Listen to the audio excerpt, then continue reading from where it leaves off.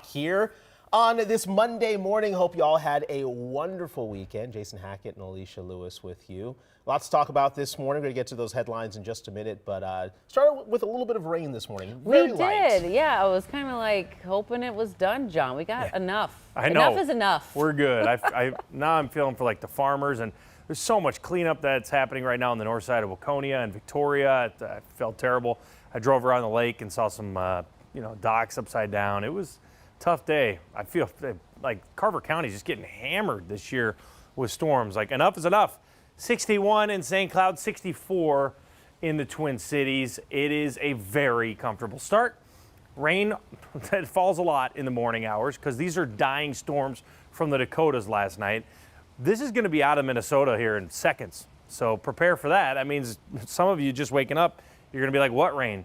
So there's the rain. It's now traveling more into areas like Osceola. You got some showers, but even up on 35, we're starting to dry out right now.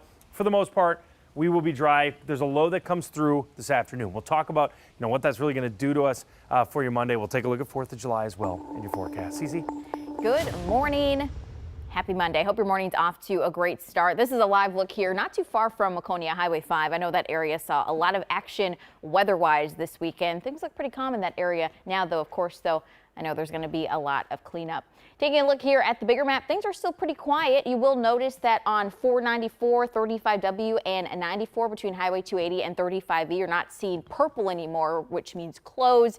That's because those weekend projects have wrapped up, no longer needing to take detours if you're heading out the door anytime soon.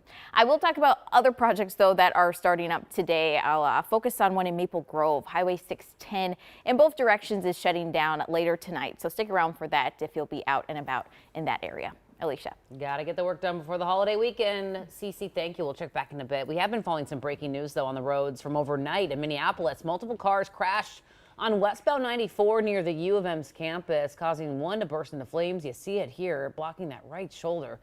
This happened just after midnight. You can see a huge backup because of it. Right now, we don't know how many people were involved and the extent of any injuries. We, of course, will update you as soon as we hear back from officials. We're also following really sad breaking news out of North Idaho this morning. 2 firefighters killed in an apparent ambush and another one was seriously injured. And we have brand new details this morning after an overnight press conference. This happened on a mountain outside of Coeur d'Alene. That's about 30 minutes outside of Spokane, Washington. Officials say a man started a fire around 3:30 our time on Sunday, and when firefighters arrived, they were shot at. A shelter in place was in effect for nearly 6 hours. A cell phone ping led deputies to his location where he was found dead. When you have an environment where you don't know where the bullets are coming from because of the trees and the shrubbery and what have you, it is daunting for police officers, let alone firefighters who are there just to put out the fire. The sheriff says they'll be back on scene this morning to look for more weapons. They're investigating how the suspect died. We'll continue to follow this story as it develops on air and online. Keep up to date on KARE 11 Plus, our streaming app for your TV.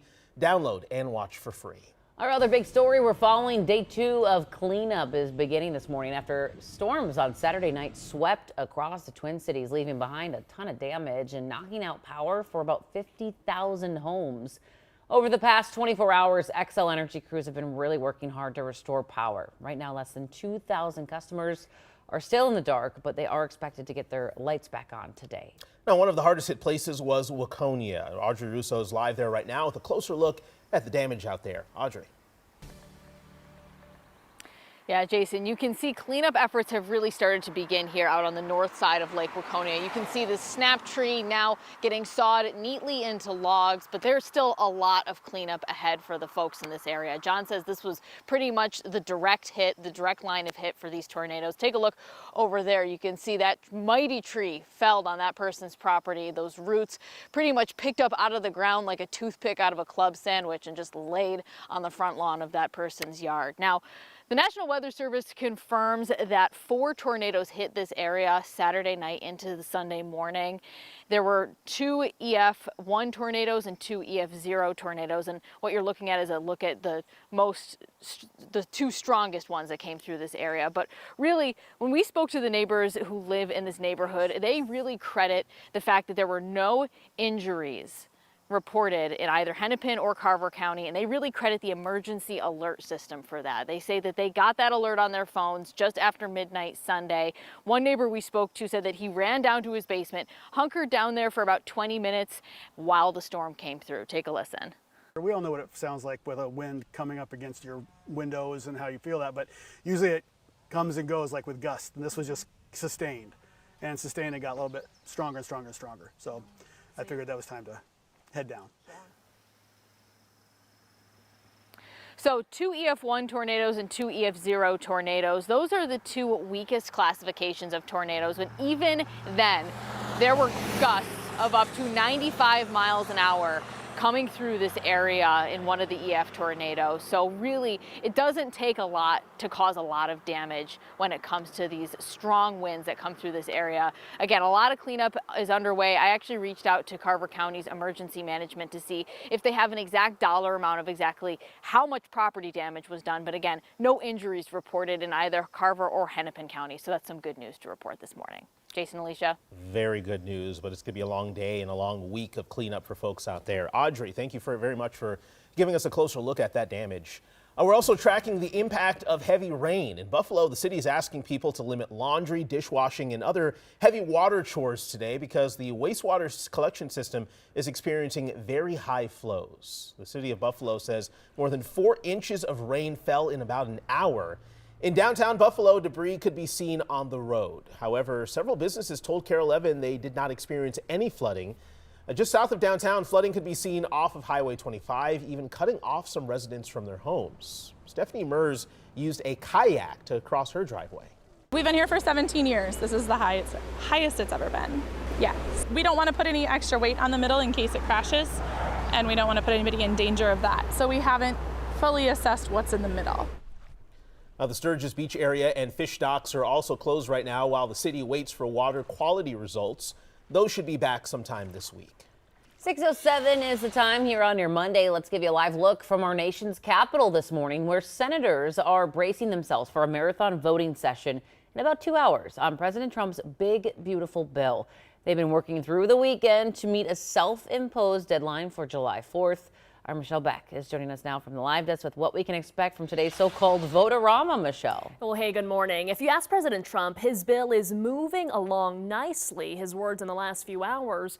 But the outcome is uncertain, as starting this morning, senators can offer as many amendments as they want before that final vote. Lawmakers debated late into the night over President Trump's big bill of tax breaks and spending cuts. And for nearly 16 hours before that, we heard all 940 pages of the text read aloud. That's because Senate Democrats wanted to delay passing the bill. While some Republicans have held off on giving their votes, the GOP is in the majority, though narrow, in Congress. They can afford 3 dissenters in the Senate. With one bill, we can deliver on a number of priorities. Tax relief for hardworking Americans, economic growth, a stronger national defense, a more secure border, a more reliable energy supply. Using fake math and budgetary hocus pocus to make it seem like a gargantuan tax break for billionaires is going to cost virtually nothing. That's insane. So with the Senate expected to start voting at 8 a.m. our time, there is a tight timeline for the House. The president has asked Republicans to pass it in time for him to sign it by the 4th of July. Alicia. We'll have to wait and see what they can get done this week. Michelle Beck reporting from the live desk. Thank you. All right, the Lynx starting the week off very strong after a near 40-point win over the Connecticut Sun right here on KARE 11. 102-63 was the final, which is great momentum going into tomorrow. They're going to be back at Target Center to face Caitlin Clark and the Indiana Fever. The Commissioner's Cup Championship tipping off at 7 o'clock. And we checked before we came on air this morning. Tickets are still available, and they're around $70. Looks like a lot of great spots to watch from, too. I'm sure those tickets will go quickly. Of course, anytime Caitlin Clark comes to town. Well, those she's tickets are like sold out. MVP, and Big Fee is MVP. Yeah, they're both going to be on the All-Star All-Star team. They're going to be Big Fee's going to represent the West, I think, and then Caitlin's representing the East. So yeah, you got those two going against each other. They're going to be fireworks over at Target Center. And Cannot her wait to back